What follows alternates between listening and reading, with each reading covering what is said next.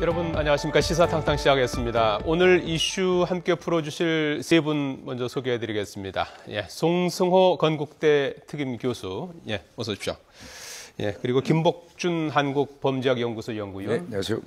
박지훈 변호사, 안녕하십니까. 어서 오십시오. 자, 오늘 첫 번째 이슈는 뻔뻔한 국회의원들입니다.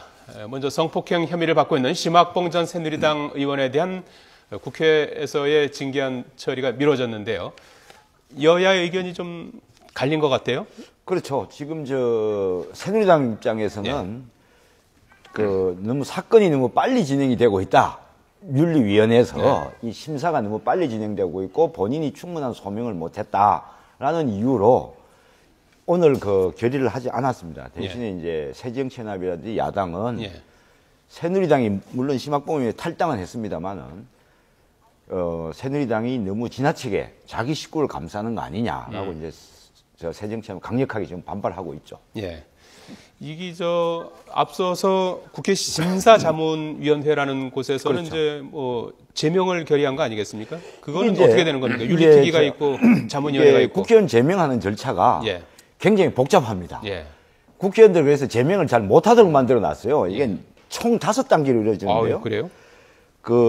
윤리심사위원회, 소위원회 심의를 첫째 거쳐야 됩니다. 그 다음에 윤리심사위원회 전체 자문위원회를 거쳐야 되고, 그 다음에는 윤리특위 징계 소위원회를 거쳐야 되고, 윤리특위를 거쳐야 되고, 국회 본회의를 거쳐야 돼요. 이 5단계로 되어 있어요. 근데 어쨌든 국회 본회의에서도 3분의 2가 그렇죠. 찬성을 해야 되죠. 또 국회 본회의에서 특별 의사 의결 정족수죠.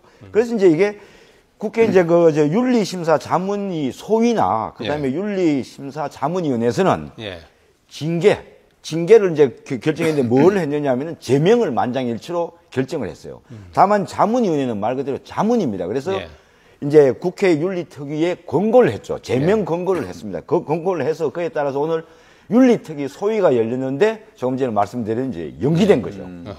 일단은 전형적인 제19 감싸기라고 봐야 되나요? 그런 측면도 사실 있습니다. 왜냐하면 윤리심사 자문위원회에서 제명을 하라 권고를 했으면 사실은 윤리심사위 소위에서 바로 본회의로 갈 수도 있는 상황인데 그럼에도 불구하고 국회법에 그런 규정들이 있습니다.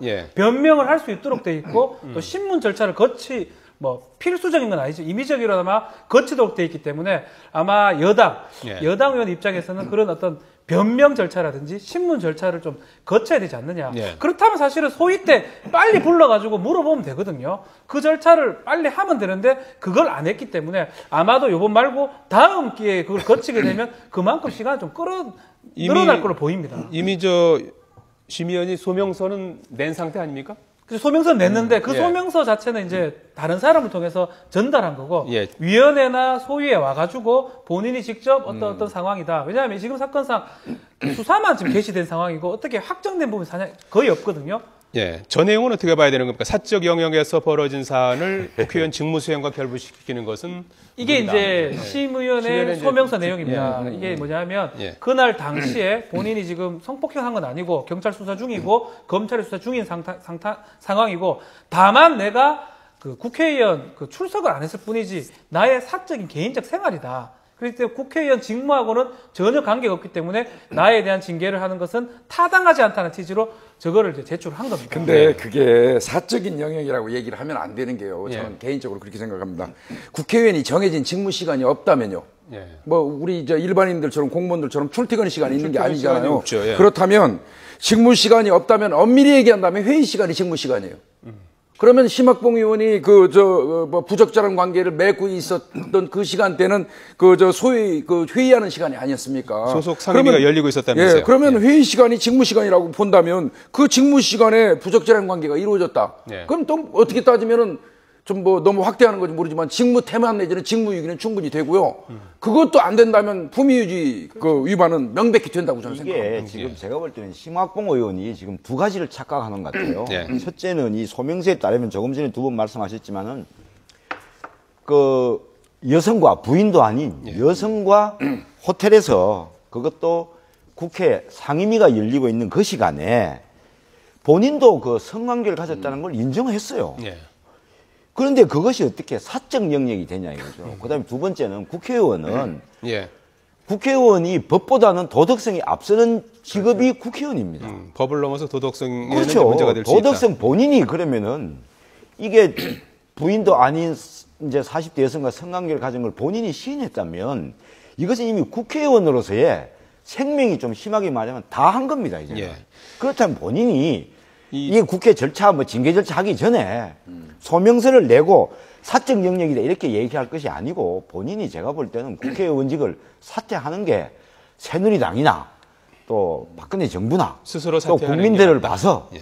책임지는 모습이죠. 지금은 뭐 이제 탈당만한 그런 그렇죠. 전 새누리당 의원인 네, 신분인데 이게 저 본회의에 회부될 경우에 실제로 제명될 가능성은 어느 정도 보십니까? 제가 볼 때는 본회의 이제 회부가 되면은 예. 조금 전에 나왔지만은 국회의원 3분의 2가 찬성을 해야 됩니다. 예. 그게 특별 정족수라 그러는데 사실 이제 새누리당이나 새정치연합은 누구 그 양쪽 당 전체에서 의원들이 대부분 의원들이 찬성하지 않으면 이 통과가 안 됩니다. 그런데 바로 이제 내년에 총선을 앞두고 있기 때문에 예. 사실 심학봉 의원 제명안이 본회의 회부가 됐을 때 부결된다면 가장 타격을 입는 당은 새누리당이에요. 도덕성이 문제가 생기기 때문에 새누리당에서도 이걸 반대하기는 이제 어렵고 예. 그렇다고 새정치연합이 반대할 이유가 없기 때문에 아마 통과될 가능성이 좀 더 높지 가능성이 않겠나 있다. 싶습니다. 그럼에도 불구하고 2011년에 강용석 의원 같은 경우에는 그때도 부결됐죠. 아나운서 성희롱 발언이 있었나요? 아나운서 성희롱 때문에 제명으로 들어갔는데 그때도 상당히 뭐 다 통과될 것이다 얘기를 했었는데 예. 그때도 지금 그 표를 보면 찬성이 111표밖에 안 됐거든요. 반대가 134표. 그리고 뭐 기권 있고 무효 있기 때문에 그때도 이제 기각이 부결이 돼 버렸는데 이게 문제가 뭐냐면 제적의원의 3분의 2입니다. 출석이 아니고 많이 또 안 올 수도 있을 뿐더러 3분의 2에다가 무기명 비밀 투표입니다. 예. 또 동업자의식이 있거든요. 옆에 지역구고 뭐 같은 당이고 이렇다면 뭐 누가 알겠나 이래가지고 부결을 할 가능성도 있다고 보면 예. 이거는 부결될 가능성도 배제를 못합니다. 그리고 그때 예. 강용석 의원 저 제명안을 예. 그 표결할 때와 아마 심학봉 의원 본회의안은 다를 거예요. 왜냐하면 그때는 예. 강용석 의원 제명안 이제 본회의 심의를 할 때는 국회의장이 오랜 시간 동안 강용석 의원을 위해서 예. 옹호하는 발언을 오랫동안 했어요. 우리가 강용석 의원을 여론으로 매도하면 안 된다부터 시작을 예. 했는데 알겠습니다. 그때 그래서 사실 분위기를 국회의장께서 이제 본회의 부결로 분위기를 잡았어요. 예. 그런데 이번에는 아마 그렇게 하기는 힘들 겁니다. 그래서 그때 상황은 지금과는 좀 다를 것이다. 좀 그렇게 생각합니다. 그리고 또 한 명의 좀 표현이 좀 그렇습니다만 또 한 명의 뻔뻔한 국회의원의 이제 이 불법 정치자금 이제 받은 혐의를 받고 있죠. 이제 분양 대행 업체로부터 이제 수억 원의 금품을 받은 혐의를 받고 있는 박기춘 의원 지난달에 이제 수감되지 않았습니까? 뇌물수수로 국회 구속됐습니다. 이제 상임위원장, 국토교통위원장을 맡고 있는데 아직까지 그 사임을 하지 않고 있다면서요? 이게 뭐 자동으로 이렇게 뭐 면직되거나 이러진 않습니다. 그냥 무죄 추정의 원칙이 적용되기 때문에 아직은 의원 신분 의원 신분이 당연하고요. 본인이 이제 사임을 해야 이제 그게 그만둘 수가 있는데 아마 구속되고 뭐 이러다 보니까 좀 정신이 없었을 걸로 보입니다. 그러다 보니까 아직까지도 유지가 된 결국은 국토교통위원장 없이 뭐 국감으로 말도 안 되는 상황이 생긴 거거든요. 예. 빨리 좀 조치를 좀 취해야 될 걸로 보입니다. 이 부분도 사실은 새정치연합의 지도부가 적극 나서야 됩니다. 그래서 새누리당 역시, 새정치연합 역시 자기 식구 감싸기라는 소리 안 들으려면 이게 야당 목 중에서 상임위원장 중에서 가장 하기 선호하는 자리예요. 국토교통위원장이. 그런데 저 불법 정치자금 받은 것도 저거 하면서 받은 건가요? 그 이전이죠. 그 이전인가요? 부분은 예. 이전인데 사실 박기춘 의원 같은 야당 중진의원이에요. 예. 중진의원 중진의원으로서 본인이 역할을 다 해야 되고 측근들이 왜 갑자기 지금도 국토위원장 자리를 사임하지 않았느냐 예. 하니까 해명이 뭐냐면 그동안 뭐 구속되고 해서 정신이 없었다. 이제 이런 핑계를 댔는데 그거야말로 핑계죠. 아무리 정신이 없어 네 사임하겠습니다 말만 한마디 하면 끝나는 걸 가지고 아직까지 사임 안 했다는 그러니까 이제 위원장으로서의 특혜를 또 두 가지를 누리려 하는 것이 아니냐. 어떤 겁니까? 첫째는 예. 위원장으로서 운영비가 특수활동비가 나옵니다.